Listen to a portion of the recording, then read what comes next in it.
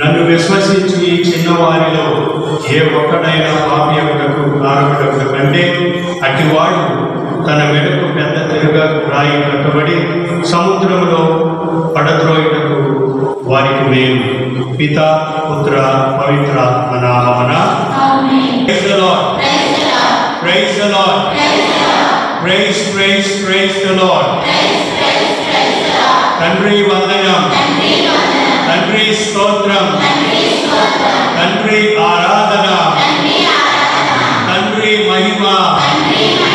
Hallelujah, hallelujah. Praise praise praise the lord.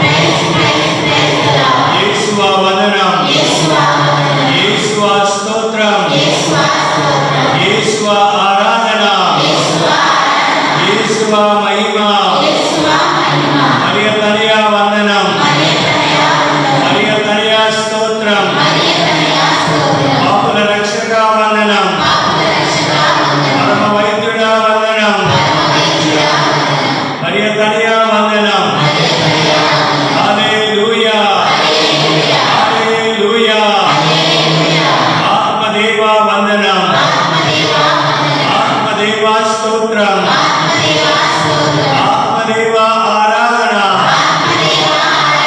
ఆత్మదేవ మహిమ. Praise the Lord. ప్రియమైనటువంటి సహోదరి సహోదరులారా, అందరు బాగున్నారా? బాగున్నారా? నేను మాట్లాడేది వెనుక వాడికి వినపడుతుందా? వినపడుతుందో చేతులు వెనుకవాడు వినపడుతుందా? Praise the Lord, praise the Lord. ప్రియమైనటువంటి సహోదరి సహోదరులారా, ఈరోజు మనం సామాన్య 26వ ఆదివారంలో ప్రవేశించాం. ఈరోజు మనం విన్నటువంటి దివ్య పట్టణాలు దేవుని యొక్క సందేశాన్ని 3 ముఖ్యమైనటువంటి సందేశాలు ప్రభు మనకి ఇస్తూ ఉన్నారు. మొట్టమొదటిది నేను ఇంతకు ముందు చెప్పిన విధంగా అసూయ, అసహనం మన జీవితాల్లో ఉంటే అది అనర్థానికి, నాశనానికి మూలకారణం. రెండవది, ఈ చిన్ని వారిలో ఎవరైనా ఇతరులు పాపము చేయుటకు మనము ఏ కోశాన కారణమైతే దేవుడు చెప్తూ ఉన్నాడు, ఈ మైలురాయిని మన తలకి కట్టుకుని నూతిలో పడుట మేలు అని ప్రభు చెబుతున్నాడు. మూడవది, ఏ విషయమైనా సరే, నా మాట అయినా నా క్రియలైనా ఏ విధమైనటువంటిది నిత్య జీవితానికి, పరలోక రాజ్యానికి చేరడానికి అది సహాయపడదో దానిని మన నుండి తీసివేయమని ప్రభు చెప్తున్నాడు. అంటే ఆయన చెప్పింది కఠోరంగా ఉన్నప్పటికీ నీ చెయ్యి పాపకార్యమైనదే దానిని నరికివేయమన్నారు. ఎన్నిసార్లు మన చెయ్యి నరుకోవాలి? ఎన్నిసార్లు మన కాళ్ళు నరుకోవాలి? ఎన్నిసార్లు మన కంటిని పెరికి పరవేయవలసింది? అది కాదు ప్రభు చెప్పేది. తర్వాత మనం ధ్యానించుకున్నాం. Praise the lord. ముఖ్యంగా మొదటిది ఏమిటి? ఎవరికైనా సరే అసూయ, అసహనం ఉంటే మన జీవితానికి అది ఒక నాశనకరంగా, పతనానికి మూల కారణమైనట్లు అది చాలా ప్రమాదకరమైనటువంటి జబ్బు. మరి అటువంటి జబ్బు నాలో ఉందని మనం పరీక్షించుకోవాలి. ఉంటే ఈరోజు ప్రత్యేకంగా ప్రభువా, ఈ అసూయ, అసహనాన్ని నా నుండి తొలగించి నా జీవితం నుండి పెరిగి పారవే, సహనం కలిగి విశ్వాసంతో, నమ్మకంతో జీవించే భాగ్యాన్ని దయచేయమని మనం ప్రార్థన చేయాలి. ఒక ఊరిలో 2 డేగలు ఉన్నాయి. డేగలు తెలుసు కదా, డేగలు. ఆ 2 డేగలు ఒకరితో ఒకరు పోటీ పడుతూ పైకి ఎగురుతూ ఉండేవి. 2 డేగలు. మొదటి డేగ చాలా శక్తివంతముగా, చాలా త్వరితముగా పైకి ఎగురుతూ ఉండేది. రెండో డేగ తనలో అంత శక్తి లేకపోవడం ద్వారా మొదటి డేగ కన్నా ఎక్కువగా పైకి ఎగరలేకపోతూ ఉండేది. సాధారణంగా రెండో లేఖకి ఏం జరుగుతుంది? ఏం జరిగింది? మనం ఏం మాట్లాడుకుంటున్నాం? అసూయ. నాకంటే ఎక్కువగా పైకి ఎగురుతుందా? నాకంటే ఎక్కువగా త్వరగా ప్రయాణం చేస్తూ ఉందా? నాకంటే శక్తి కలిగినటువంటి రెక్కలు కలిగి ఉందా అని అసూయ కలిగింది. అసూయ కలిగి దీనిని ఏ విధంగా అయినా సరే దీనిని నేను ఏం చేయాలి? నాశనం చేయాలి. అసూయ కలిగినటువంటి వారి జీవితంలో కలిగేటువంటిది అది. ఏ విధమైనా సరే, ఏది చేసినా సరే నేను దానిని ఎగరకుండా, నాకంటా పైకి ఎగరకుండా చేయాలి, నాశనం చేయాలి అని పంగనం కట్టింది. అప్పుడు ఆలోచిస్తూ ఉండగా ఆ ఊరిలో ఉన్నటువంటి వేటగాడితో దగ్గరికి వెళ్ళి వేటగాడితో చెప్తూ ఉంది, నువ్వేం చేస్తావో చెయ్యి, నువ్వు ఎటువంటి ఉపాయాన్ని పన్నాగాన్ని పండుతావో పన్ను, కానీ మొదటి ఈ డేగను మాత్రం నువ్వు నాశనం చేయాలి, నాకంటే ఎక్కువగా పైకి ఎగరకుండా నువ్వు చేయాలి అని ఒప్పందం చేసుకుంది. అప్పుడు వేటగాడు ఈ విధంగా చెప్పాడు, నువ్వు చెప్పినట్లుగానే నేను దాన్ని నాశనం చేస్తాను, నీకన్నా శక్తివంతురాలుగా నేను తయారు చేస్తాను, నీకన్నా పైకి ఎగరకుండా నేను చేస్తాను, కానీ నువ్వు చేయవలసింది ఏమిటంటే నా యొక్క బాణానికి నీ యొక్క రెక్కలు ఈకలు కావాలి, మరి నీ 2 ఈకలు నాకు ఇవ్వు, నా బాణానికి కట్టి నేను దాన్ని గురిపెట్టి దానిని ఎగరకుండా చేస్తాను అని చెప్పినప్పుడు ఈ రెండవ డేగ సరే అని తనకున్నటువంటి ఈ ఈకలు ఇచ్చింది. అప్పుడు ఇది ఆ వేటగాడు ఏం చేశాడంటే మొదటిసారి గురిపెట్టి చేయగానే తప్పిపోయింది. మళ్ళీ వేటగాడు వచ్చి మొదటిసారి ప్రయత్నం తప్పిపోయింది, మళ్ళీ రెండోసారి నేను ప్రయత్నించాలి, మళ్ళీ అని 1 సారి 2 సార్లు 3 సార్లు మొత్తం అన్ని పోయే వరకు తీసుకున్నాడు. తర్వాత ఏమైంది? ఎగరలేక చచ్చిపడి ఉన్నది. అప్పుడు వేటగాడు ఏం చేస్తాడు? దాన్ని పట్టుకుని బాగా కూరడుకు తిన్నాడు. Praise the Lord. దీనివల్ల మనం అర్థం చేసుకునేటువంటి సత్యం ఏమిటంటే, ఎవరి జీవితంలోనైతే స్వార్థం, అసహనం, అసూయ అనేవి ఉన్నాయో అవి తన జీవితానికి పతనమని మనం నేర్చుకోవాలి. అది చాలా ప్రమాదకరం.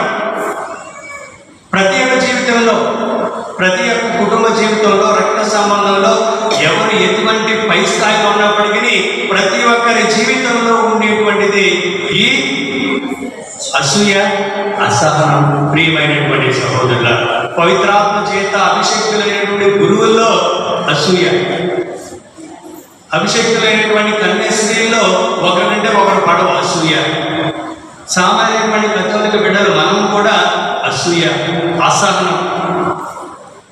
ఇతర క్రైస్తవులు సంఘస్థులు మనకంటే ఎక్కువగా ప్రసంగం చెప్తున్నారు, మనకంటే బాగున్నారంటే అసూయ. మన సంఘాల్లో ఎవరికైనా సమాధానం, ఐక్యత ఉందా? లేదు. ఒకరి గురించి ఒకరిని దూషించడం, మన మరింతని గౌరవిస్తున్నాము, మంచి స్థానాన్ని ఇస్తున్నామంటే మన సహోదరులు ఓర్చుకోలేదు. మనం వాళ్ళకన్నా పవిత్రాత్మ సర్వేశ్వరుడు వారిపై దిగివచ్చి మంచి కోటాలు ప్రార్థన చేస్తే మనము ఓర్చుకోలేదు. అసూయ, అసహనం. ప్రభు చెప్తూ ఉన్నాడు, ఏమని చెప్తూ ఉన్నాడు? అటువంటి అసూయ, అసహనం ఉన్నటువంటి వారికి అది ప్రమాదకరం. ఈరోజు దేవుని యొక్క బైబిల్ గ్రంథంలో మనం చూసినట్లయితే అసూయ కలిగినటువంటి వారు 1,00,000 మంది ఉన్నారు. పవిత్రులే, ప్రభు చేత ప్రత్యేకంగా ఎన్నుకున్నటువంటి ప్రతి ఒక్కరు మన బైబిల్ గ్రంథంలో చూసినట్లయితే ప్రతి ఒక్కరిలో అసూయ కలిగినటువంటి వారే, అసహనంతో ఉన్నటువంటి వారే. వారు కూడా దేవుని చేత ప్రత్యేకంగా ఎన్నుకున్నారు, కానీ అసూయతో ప్రభుతో వారి యొక్క జీవితాన్ని నాశనం చేసుకున్నారు. కొంతమందిని మనం ధ్యానించుకున్నాం. మొట్టమొదటిగా ఆదికాండంలో అసూయను గురించి తెలుసుకోవాలంటే 2 సహోదరుల గురించి మనకు తెలుసు. ఆదికాండము ఆదికాండము 4వ అధ్యాయము 5వ వచనంలో ఇద్దరి సహోదరులు కయీను ఆబేలు. కానీ కయీను కానుకలను తోసుకొచ్చాడు. కావున ముఖము చల్లబుచ్చుకొని చూడు, ఎవరు? కయీను. దేవుడు ఆబేలు యొక్క ఇచ్చినటువంటి అర్పణను స్వీకరించాడు. ఎందుకంటే అది పవిత్రమైనటువంటి మనసుతో ఆబేలు దేవుడికి అర్పించాడు కాబట్టి దేవుడికి ప్రియమైనటువంటి బలిని దేవుడు స్వీకరించాడు. దాని ద్వారా తన సహోదరుడైనటువంటి రక్త సంబంధం కలిగినటువంటి తన సహోదరుడు కయీను స్వార్థంతో అసూయతో ఉన్నాడు. మన జీవితంలో లేదా? మన జీవితంలో, మన కుటుంబంలో రక్త సంబంధికులకు ఇటువంటి అసూయ, అసహనం మనలో లేదా? ఉంటే ఈరోజు పవిత్రాత్మ సర్వేశ్వరుని చేత ప్రభువును కడిగివేయి. నా రక్త సంబంధికులైనటువంటి నా యొక్క బంధుమిత్రులతో నేను అసూయతో, అసహనంతో రగిలిపోతూ ఉన్నాను, కోపంతో రగిలిపోతూ ఉన్నాను, నా నుండి తొలగించమని మనం అందరం ప్రార్థన చేయాలి. Praise the Lord, praise the lord.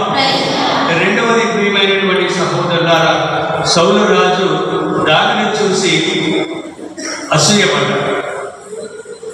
గొలియాతును చంపినప్పుడు అందరూ పొగుడుతూ ఉన్నారు దావీదు మహారాజు, శబాష్, నువ్వే మా గొప్ప రాజువి అని పొగుడుతూ ఉంటే సౌలు రాజు ఏమైంది? అసూయ కలిగాడు. చూడండి, సామ్యూయేలు మొదటి గ్రంథము 18వ అధ్యాయము 8-9 వచనాలు చూసినట్లయితే ఆ మాటలు సౌలుకి నచ్చలేదు. ఏ మాటలు నచ్చలేదు? ప్రజలందరూ దావీదుని పొగుడుతూ ఉన్నారు. దావీదుని చేసినటువంటి ఆ యొక్క సహనాన్ని, ఆ యొక్క చేసినటువంటి ధైర్యానికి ప్రజలు పొగుడుతూ ఉంటే సౌలు రాజుకి నచ్చలేదు. ఏమైంది మరి? అతనికి అసూయ పుట్టెను. తనలో తాను వీరు దావీదు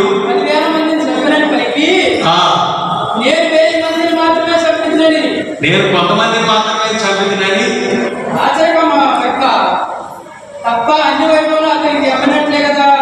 చూడండి ప్రియమైనటువంటి సహోదరుల, సౌలు రాజు దావీదు మీద అసూయ.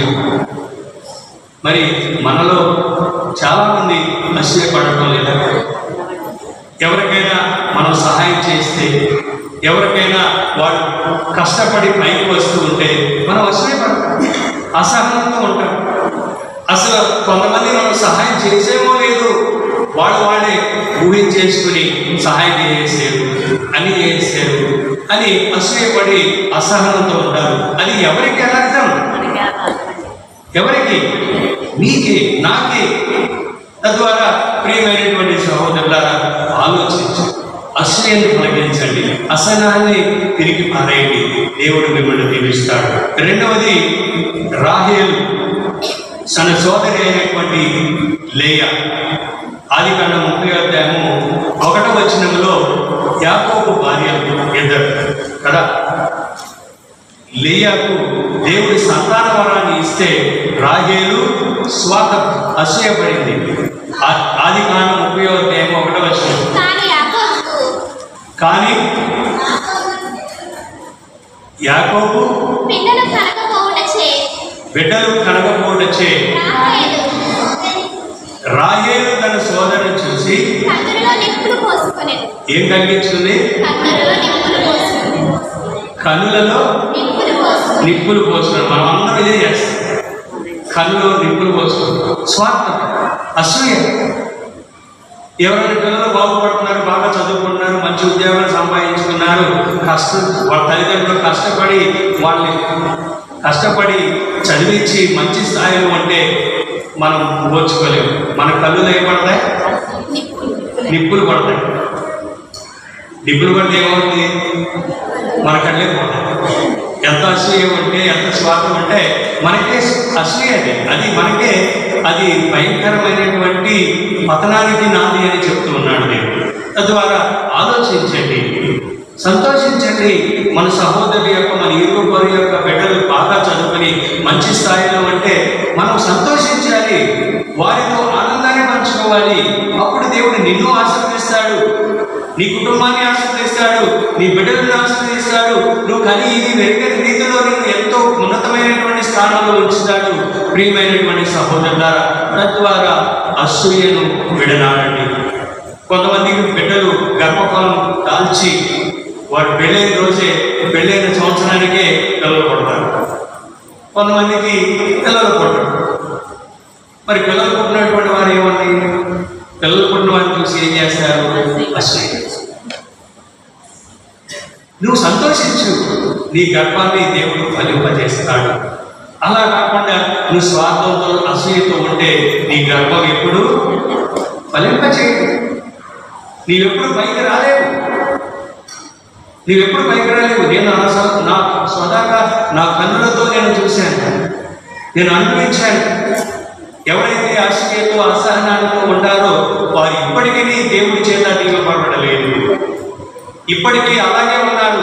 ఇప్పటికీ అదే ఇల్లు, అదే ప్లేసు, అదే అదే అదే దేవుడు వారిని ఆశీర్వదించాడు. ప్రియమైనటువంటి సహోదరులారా, నాలో అసూయ అసహనం ఉందా ఆలోచించండి.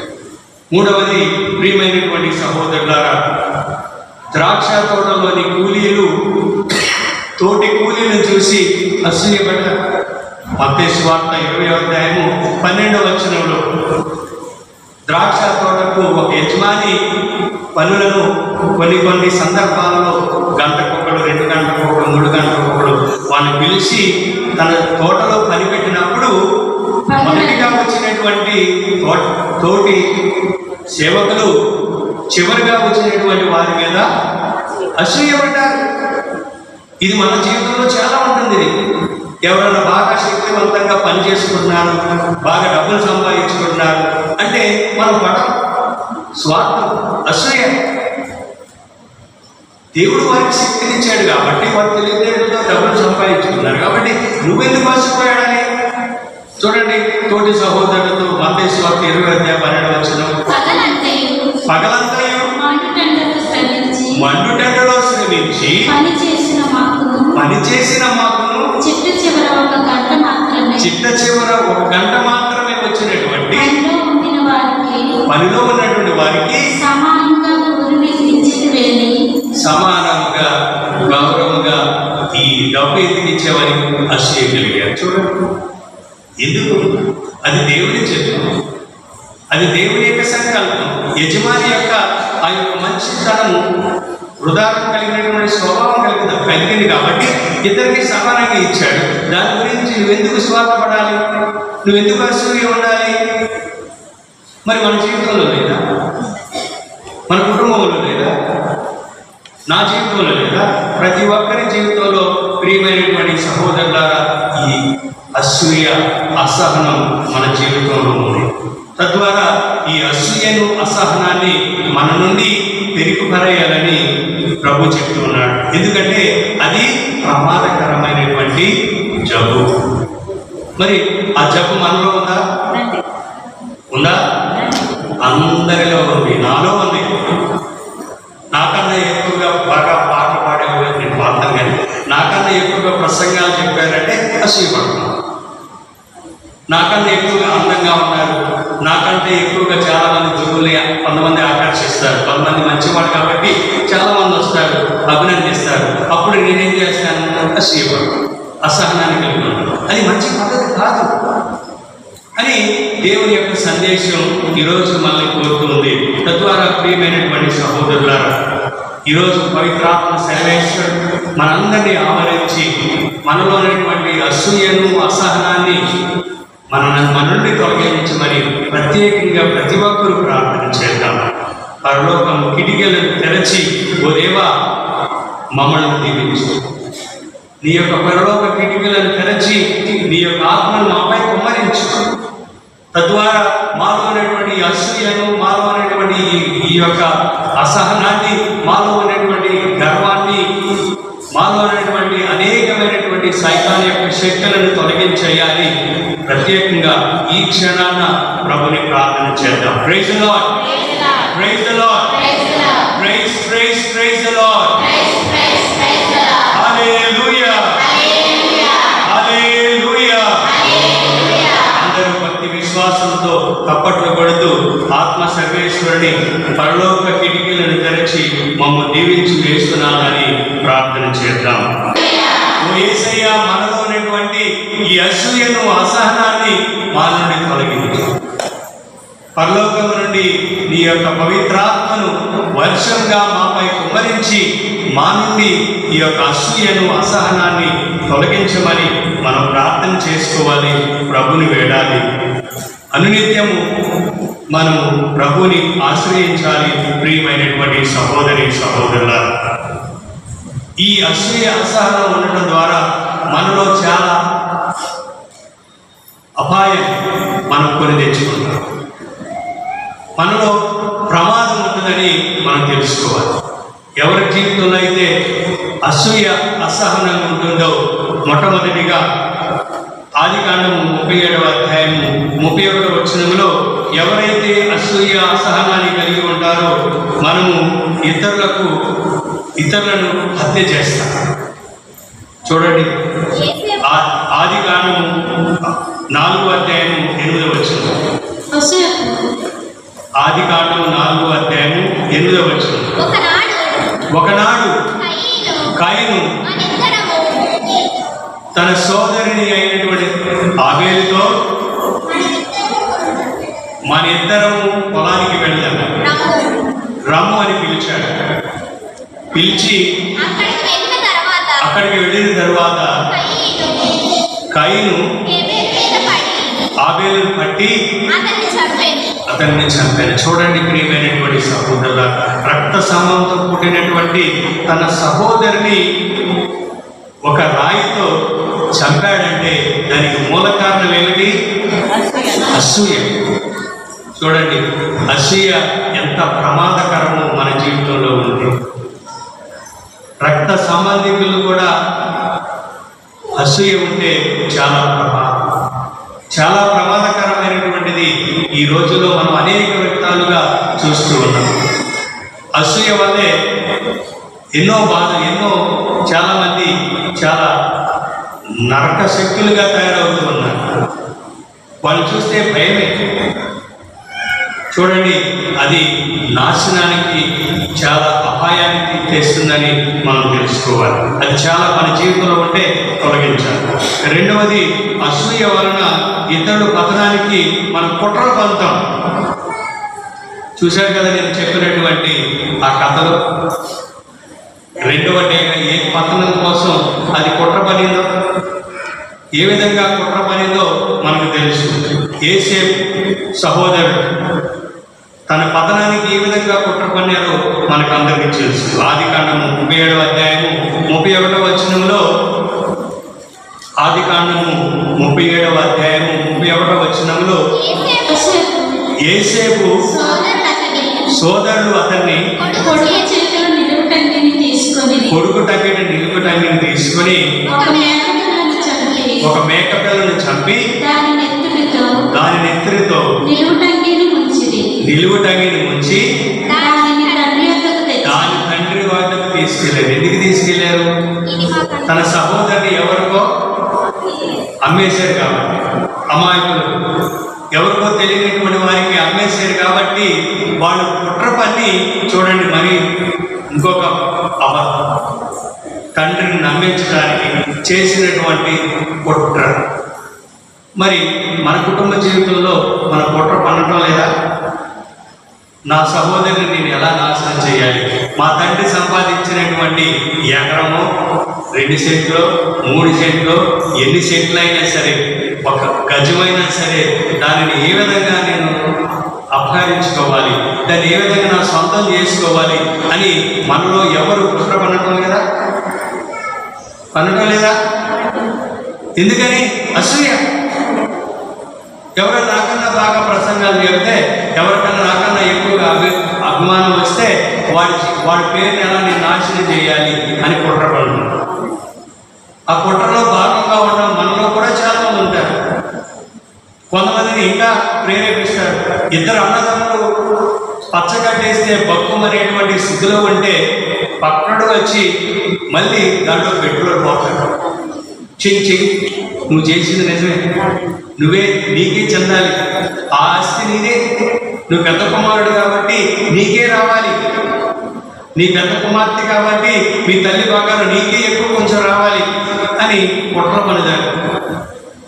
అది మంచిది కాదని దేవుడే మనకి ఆహ్వానిస్తున్నాడు. మరి అటువంటి కుట్రతనంతో నా సహోదరులు కానివ్వండి, నా మిత్రులు కానివ్వండి, నా తోటి సహోదరులు కానివ్వండి, నేను ఏ విధంగా కుట్రలు పడుతున్నానో, దానిలో పాల్గొంటున్నానో ఆలోచించి వాటి నుండి మనము దూరంగా ఉండాలని ప్రభు చెప్తున్నాడు.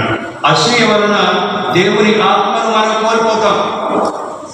ఎవరి జీవితంలో అయితే అసూయ ఉంటుందో పవిత్రాత్మ శక్తి వారిలో ఉండదు.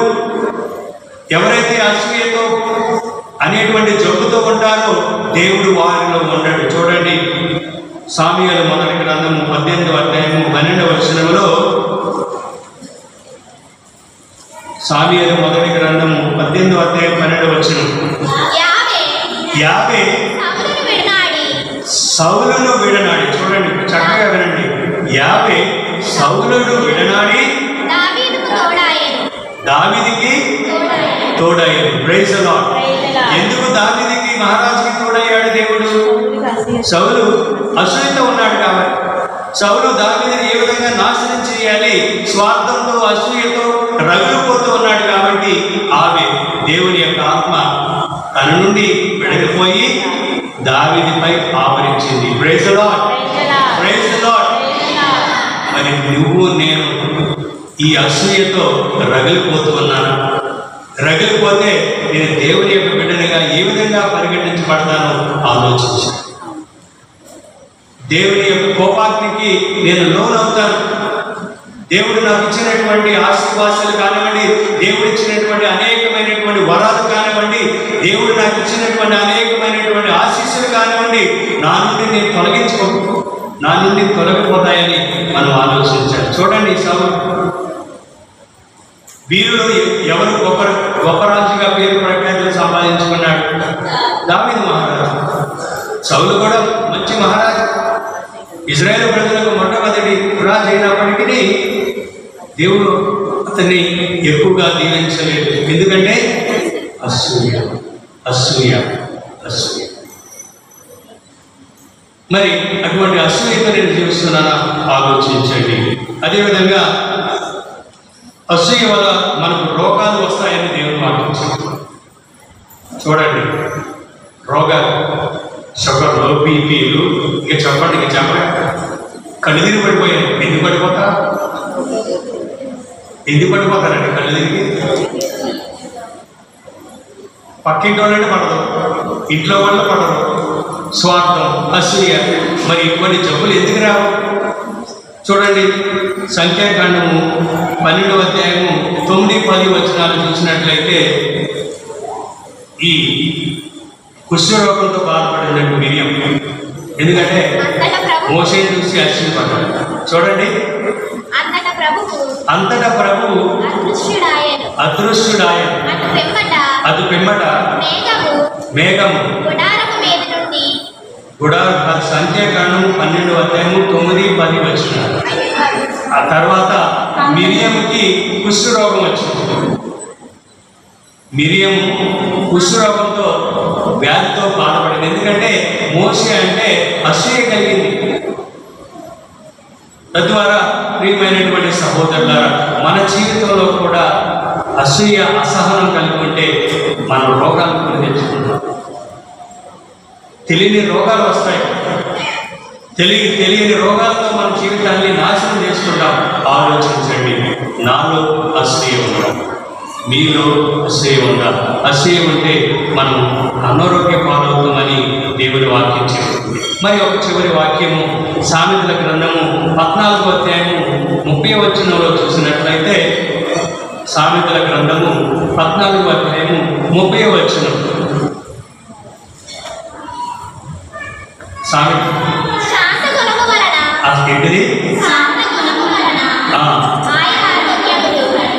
అనారోగ్యాన్ని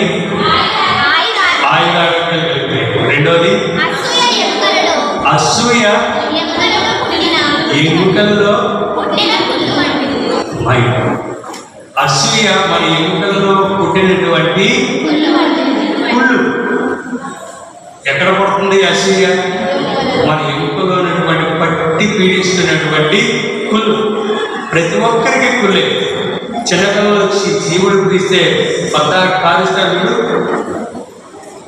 ఈ కుళ్ళు కుట్ర అసూయ ఉన్నటువంటి వారు కూడా ఎప్పుడు చీతానే ఉంటారు. కుళ్ళు మన ఎముకలో ఉన్నటువంటి ఆసిపోయినటువంటి కుళ్ళు. నాది కాదు, దేవుడి వాక్యం చెప్తుంది. మరి ఆలోచించండి, నాలో అసూయ ఉందంట. అసూయ ఉండడం వల్ల బంధత్వాలు, గొడవలు, సత్సంబంధాలు కోల్పు. తద్వారా ప్రియమైనటువంటి సహోదరులారా, ఈ అసూయ అసహనాన్ని మన నుండి పెరిగి పడేయాలి. Praise the Lord, praise the Lord. ప్రతిరోజు ప్రార్థించాలి, ప్రభువా నాలో అనేటువంటి ఈ పట్టి పీడిస్తున్నటువంటి ఈ అసూయను, అసహనాన్ని నా నుండి తొలగించు. తెలివితేటలు ఇచ్చాడు దేవుడు, జ్ఞానవరాలు ఇచ్చాడు దేవుడు, మంచి హృదయాలు ఇచ్చాడు దేవుడు. కొన్ని సందర్భాల్లో మనం పీతల్లాగా తయారవుతాం. పీతలు చూసాక ఎక్కువ ఇక్కడ పీతల కోరలు అనుకుంటారు కదా. పీతలు తీసుకొచ్చి ఒక దగ్గర పెడితే ఒక గోడకి పీత ఇంకో పీత ఏం చేస్తాయి? లాగేస్తాయి. ఎందుకని? ఎక్కడి నా దానికన్నా ముందు నేను వెళ్ళాలి అని ఒక పీత ఇంకో పీత లాగుతుంది. మళ్ళీ ఈ పీత పైకి ఇంకో పీత లాగుతుంది. చివరికి ఎవరు ఎక్కరు. మన మానవ జీవితం కూడా, మానవ సమాజ జీవితం కూడా ఇలాగే ఉంటుంది. మరి పీతలకి, జంతువులకి, మానవులకి ఒక వ్యత్యాసం ఏమిటి? పీతలకు ఎక్కడో జ్ఞానం లేదు, పీతలకు ఎక్కడో తెలివి లేదు. మరి మానవులైన మనకి తెలివితేటలు లేవా? మనం చూడగలుగుతున్నాం, మంచిగా భుజించగలుగుతూ ఉన్నాం, మంచిగా వాసన పీల్చుకోగలుగుతున్నాం, మంచిగా జీవించగలుగుతూ ఉన్నాం. తద్వారా ప్రియమైనటువంటి సహోదరులారా, ఈ అసూయ, అసహనం అనేటువంటిది చాలా అపాయమని దేవుని వాక్యం చెబుతుంది. కాబట్టి ఆ అసూయను, అసహనాన్ని మన నుండి పెరిగిపడండి. Praise the Lord, praise the Lord. రెండవ సందేశం ఏంటది? రెండవ సందేశం ఏమిటి?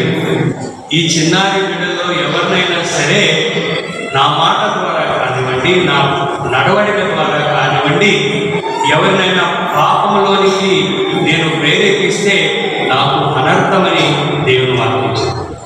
ఈ చిన్నారి బిడ్డలంటే ప్రియమైనటువంటి సహోదరులారా, వారు సమాజంలో గుర్తింపనేటువంటి వారు, గుర్తు లేనటువంటి వారు, పేదవాళ్ళు, బడుగు వర్గాలకు చెందినటువంటి వారు చిన్నారు. అంటే దేవుని నమ్ముకున్నటువంటి వారు. మనం అంటే తాత ముత్తాతలను దేవుని ఎదిగినటువంటి వాళ్ళు. కానీ కొంతమంది వాళ్ళ తండ్రి సమయం నుండే దేవుని నమ్ముకుంటున్నవారు. అటువంటి వారికి మనం చెడ్డగా బోధించకూడదు, చెడ్డగా వారిని మనము ప్రేరేపించకూడదు అని దేవుని వాక్యం చెప్పారు. మన మాట ద్వారా, మన క్రియల ద్వారా ఎవరినైనా నేను ప్రేరేపిస్తూ ఉన్నాను, నేను నా యొక్క సహకారాన్ని నేను ఇస్తూ ఉన్నాను, ఇచ్చినట్లయితే అది దేవునికి విరుద్ధమని దేవుడు చెప్తున్నాడు. అదేవిధంగా ప్రియమైనటువంటి సహోదరులారా, మూడవది ఒక ఐరిష్ ప్రదేశం, ఐరిష్ దేశం అనేటువంటి దేశం అని ఉంది. ఆ ఐరిష్ మన భారతదేశంలో ఐరిష్ అనేటువంటి ఒక దేశం ఉంది.